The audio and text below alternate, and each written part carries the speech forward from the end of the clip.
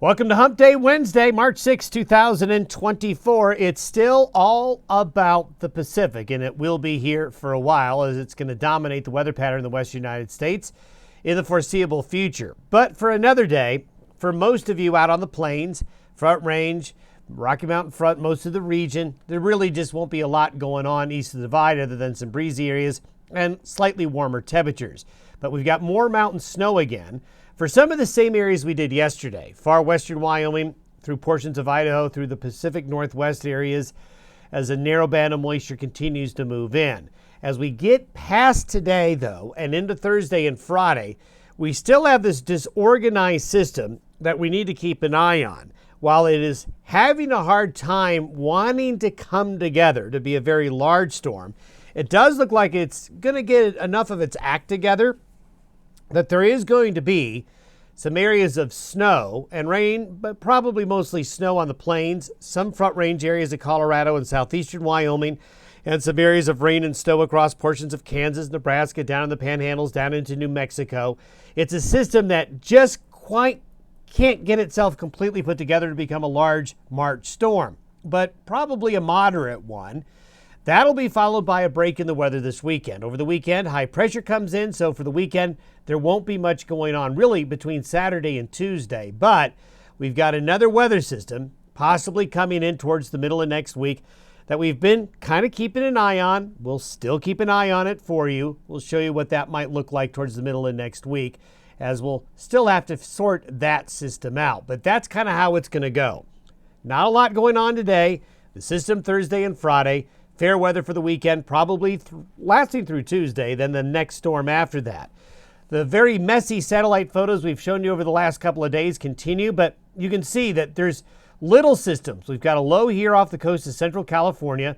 Here's that pipeline of moisture we showed you yesterday, getting up into Jackson, parts of Idaho and northern California, stretching out across the northern plains. Here's another low up here in the Gulf of Alaska. Strong, moist jet stream winds coming in across and below that across the North Pacific.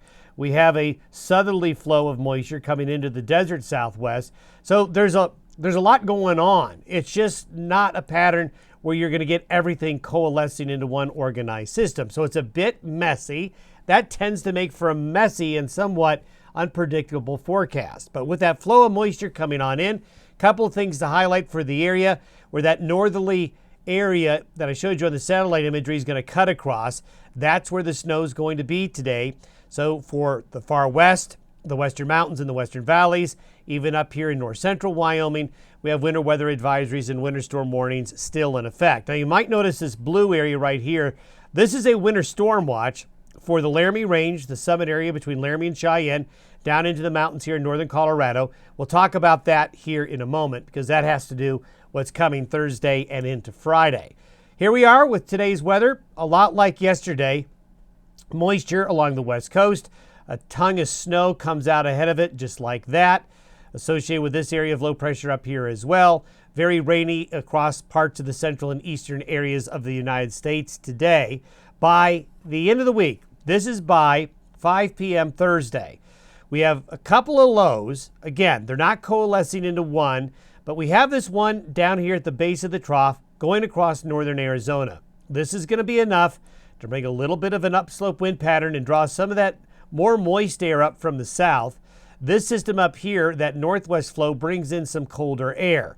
So it's almost a significant storm. Not quite, but wants to be, but probably won't make it. But there's going to be enough organization and enough convergence of this moisture and some colder air aloft coming in from the northwest to give us the ingredients to produce, as you see right here, there's going to be some pockets of snow. And pockets is the best way to describe it, not continuous. When you get these systems that are disorganized, you don't tend to concentrate the moisture like you do when the storms get organized, but kind of a patchwork area of precipitation.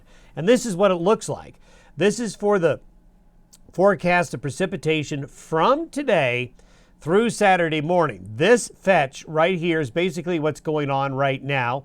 And then down here is what will be happening as that low comes across the Southern California coast. But I want you to notice kind of this area right here. This is going to be what is going to be coming together in the Thursday, Friday time frame. especially Thursday night into Friday. Again, you can see we've got patches where the moisture is heavier, patches where the moisture is lighter. So it's not going to be a terribly put together system where a widespread area gets a lot of heavy precipitation, but there will be pockets where you could see a little bit of heavier moisture, and that would be from the Laramie Range to the Front Range foothills and mountains of Colorado, going down here into parts of northeast New Mexico along I-25 and southeastern and southern Colorado. Then you can see some heavier moisture across Nebraska. I think there's probably going to be more moisture here in Nebraska than the model is showing. That'll be something to keep an eye on. And it is going to be cold enough that a lot of these areas will get some snowfall, especially as you get up above 5,000-6,000 feet or so. But look at this little pocket of heavier snow in northeastern Colorado.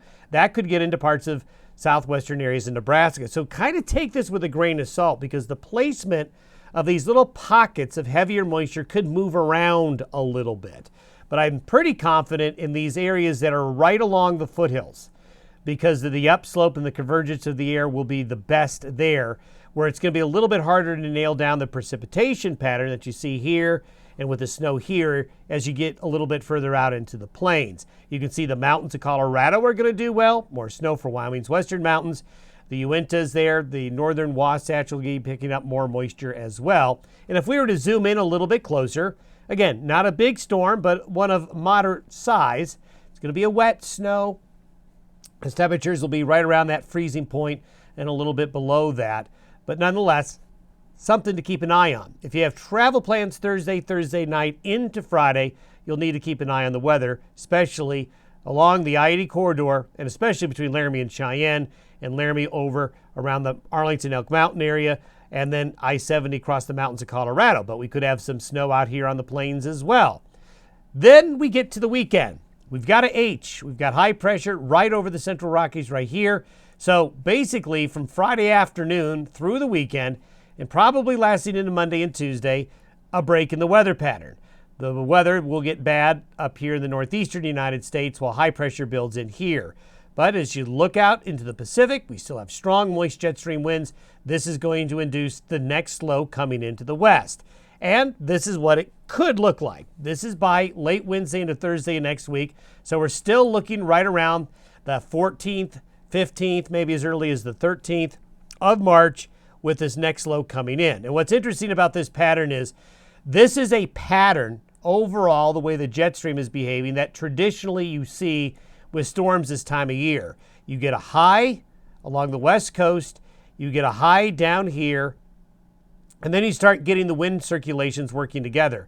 The counterclockwise spin, as you can see with these gray arrows around the low, and the clockwise spin around the high tends to feed that moisture up into the plains, and the low pressure here tends to push it back westward, uphill, and you get upslope along and east of the divide. And this is where you tend to get the more moist storms as you get into March, April, and May. So we'll see what happens here. Again, we're not sure this is exactly the configuration, but historically, if it does do this, that's a telltale sign that some type of low that could be impactful midweek next week could be developing in the western United States. Again, we'll track it for you and we'll see how things go. But first things first, we've got to get through this disorganized system coming through here at the end of the week. Have yourself a great Wednesday. We'll see you tomorrow.